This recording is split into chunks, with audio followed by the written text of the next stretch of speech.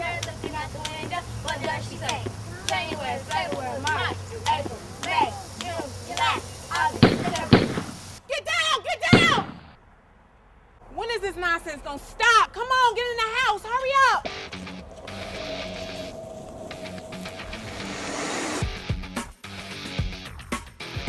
Man, how you missed that man? He was right there, dog. They in the gangway right here. I got him. They passed the pistol. They got around, I'm telling you. You done shot my back window out, man. I got you. Hey, man, what you doing? Come on. We got a book. Come on. Is that them, Steve? That's them. That's them for sure. Just circle around. Hit them off.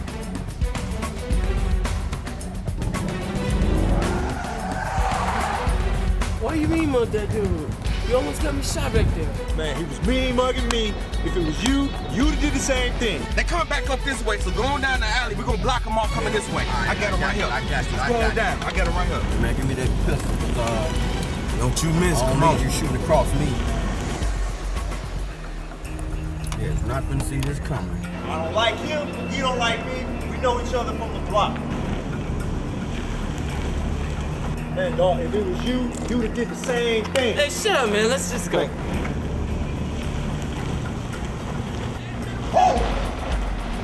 There they go right there. Yeah, I got him.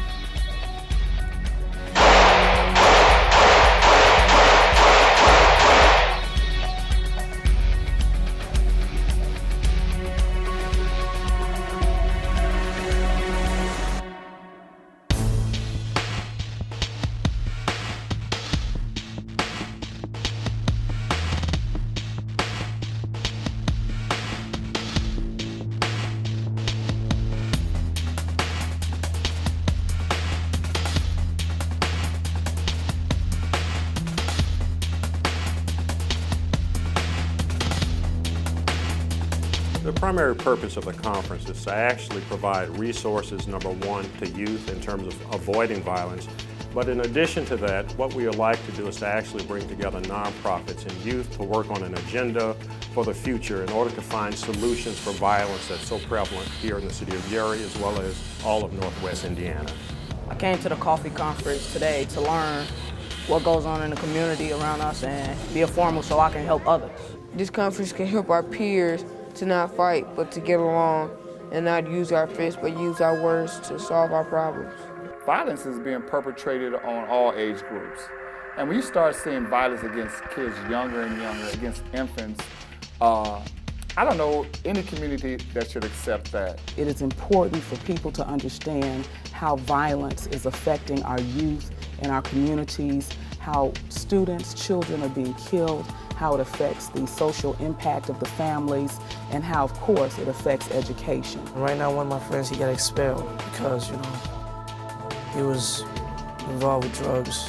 Some of the violence I have come across is bullying, being picked on. I've seen bullying. I have seen shootings. What we don't talk about is the range of emotional damage that you do to a person. When you get to the point, you gotta look over your shoulder. I've seen a lot of shootings.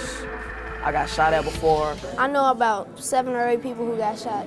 What we've seen over the years is the age range of youthful offenders has been dropping. In the United States, there's over about 260 million firearms in the hands of ordinary people, leaving out the police or the military. So with that kind of availability of guns and young people being much more impulsive, particularly teenagers, than other people, and then having so many of our youth growing up with a lot of rage and anger, that they're ready, it's easier than sometimes to pull that trigger. Everybody think they have to be violent just to fit in, and it's getting very bad. Violence has always been around me in my community as well as in my household. This is not the kind of environment which is conducive for young people to grow up and focus on learning, making decisions about their future, or doing anything other than worrying about their survival. A lot of them come from single homes. We deal with it on a daily basis where kids are left alone.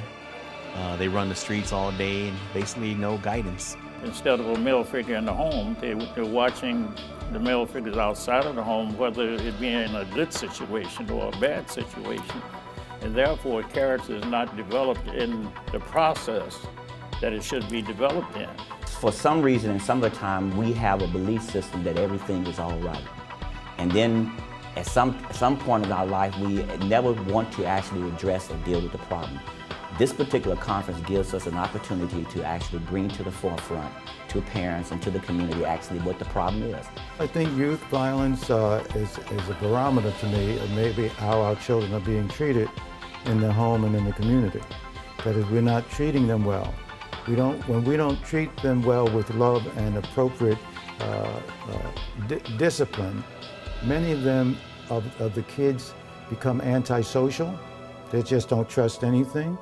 And many of them don't develop empathy.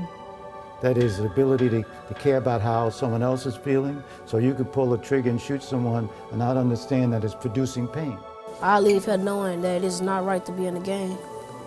And most of the things that you do outside affects you in your everyday life. I learned that gangs get people killed, that drugs can kill you. I learned how to walk away instead of fight or get in confrontations with other people. Violence and everything is not really worth it. It just teach me that I should just stay away from it. Don't care what nobody has to say about me, or just keep on walking and walking away from the problem. If you can intervene at that age or even before that age of 13, you may prevent the kids or the adults from ages 20 on up from being shot. Because once they've gotten to that age, you can't do much about it. They're already in that lifestyle. A lot of times you can't prevent them from going in that direction. In 2003, this many people that age were murdered. On average, that's about 15 per day. 86% were males, and 82% were killed with guns. Among 10 to 24, homicide, of course, was the leading cause of death in African Americans and Hispanics. In 2004, almost 1 million people came to the ERs for injuries secondary to violence. Everybody who comes here looking for some kind of education in terms of how being able to improve, and the only way you can get that is to see the reality. You know, people can talk about it, but if they haven't seen it, it doesn't impact them as profoundly. It was a nice experience and a lot of information, taught me a lot, especially about the shootings, violence, it had an impact on people. Most of us are unaware of the outcome of choices. We want our kids to dream. We want them to aspire to something very different than what they are confronted with on a daily basis. So if violence is one of those things that begins to limit and confine our youth, we want to change that particular formula. We want something different for our youth. We want them to understand that they can aspire to something much greater than what they're dealing with on a daily basis. So eliminating violence is important. I think this conference helps because hearing this, a lot of people don't know, and a lot of society is asleep on the fact and these statistics, and actually hearing this is actually a wake-up call. It's a, hey, it's happening now, it's here. You can't cover this up at all.